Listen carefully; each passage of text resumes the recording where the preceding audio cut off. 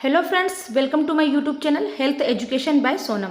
तो फ्रेंड्स, आज हम जानेंगे कैलोरी क्या होती है और बच्चों, महिलाओं और गर्भवती माताओं के लिए आवश्यक कैलोरी कितनी होती है, संतुलित आहार और पोषण की भूमिका क्या होती है, ये सभी आज हम जानने वाले हैं। तो फ्रेंड्स, वीडियो को पूरा ज़रूर देखिएगा और चैनल को सब्सक्राइब करें, बेल आइकन पर क्लिक करें, जिससे आने वाली लेटेस्ट वीडियो आप सभी को नोटिफिकेशन के माध्यम से मिल सके। तो आइए फ्रेंड्स, हम स्टार्ट करते हैं। सबसे पहले फ्रेंड्स, हम ये जानेंगे कैलोरी क्या है। तो कैलोरी क्या है? कैलोरी ऊर्जा की एक इकाई है जो हमें भोजन से मिलती है। यह शरीर की मूलभूत गतिविधियों जैसे सांस लेना, पाचन और शारीरिक कार्यों के लिए आवश्यक होती है। तो कैलोरी क्या होती है फ्रेंड्स? यह ऊर्जा की एक इकाई होती है जो हमें भोजन से मिलती है। नेक्स्ट हम देखेंगे कि बच्चों के लिए आवश्यक कैलोरी कितनी होती है। तो फ्रेंड्स, बच्चों के लिए अलग अलग उम्र के अनुसार इसमें डिवाइड किया गया है। तो हम देख लेते हैं।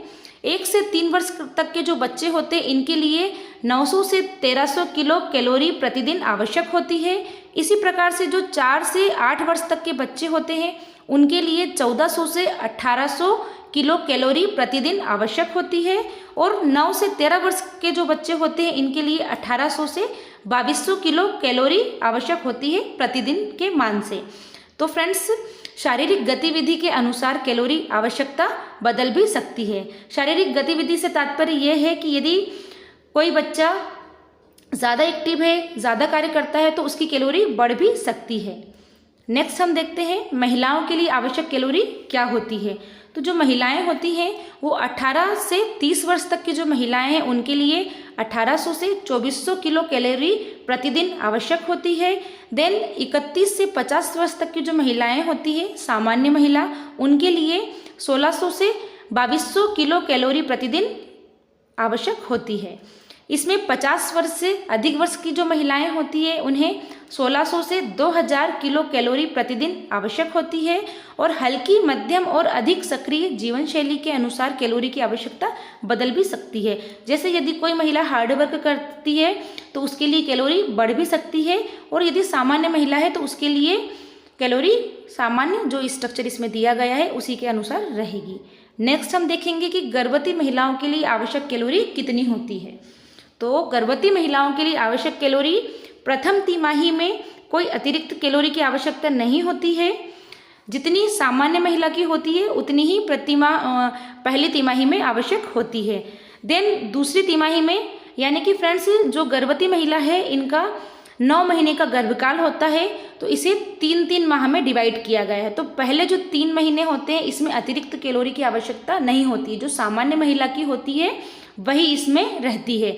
दूसरी तिमाही, यानी कि 3 से 6 माह तक की जो गर्भवती महिलाएं होती है, जिनका तीसरा महीना चल रहा होता है, और 6वें महीने तक इनकी जो कैलोरी है वो सामान्य कैलोरी से 300 से 350 उसमें जुड़ जाएगी। तो अतिरिक्त कैलोरी प्रतिदिन इनकी सामान्य कैलोरी जैसे 1600 से 2200 जो है उसमें ये इंक्लूड हो जाएगी। इसी प्रकार से तीसरी तिमाही में यानी कि 7वें, 8वें और 9वें महीने में भी जो सामान्य कैलोरी है उसमें 450 से 500 किलो कैलोरी अतिरिक्त उसमें जुड़ जाएगी, और ये प्रतिदिन की इनकी आवश्यक कैलोरी है। स्वस्थ भ्रूण विकास के लिए संतुलित आहार आवश्यक होता है, इसलिए गर्भवती महिलाओं को जो अतिरिक्त कैलोरी है इसके अनुसार ही उन्हें डाइट प्लान करना चाहिए और लेना चाहिए। नेक्स्ट हम देखेंगे स्तनपान कराने वाली माताओं के लिए आवश्यक कैलोरी कितनी होती है। तो प्रथम 6 माह की जो महिला होती है जो स्तनपान कराती है, उनके लिए सामान्य कैलोरी जो होती है उसमें 500 किलो कैलोरी अतिरिक्त जोड़ दी जाएगी, और यही इनकी प्रतिदिन की आवश्यक कैलोरी रहेगी। 6 महीने के बाद की जो महिलाएं रहेगी, प्रसव के बाद 6 महीने हो जाने के बाद की जो महिलाएं रहेंगी, जो बच्चे को स्तनपान फिर भी कराती हैं, उनके लिए जो सामान्य कैलोरी है उसमें 400 किलो कैलोरी अतिरिक्त कैलोरी रहेगी, और यही प्रतिदिन की आवश्यक कैलोरी रहेगी।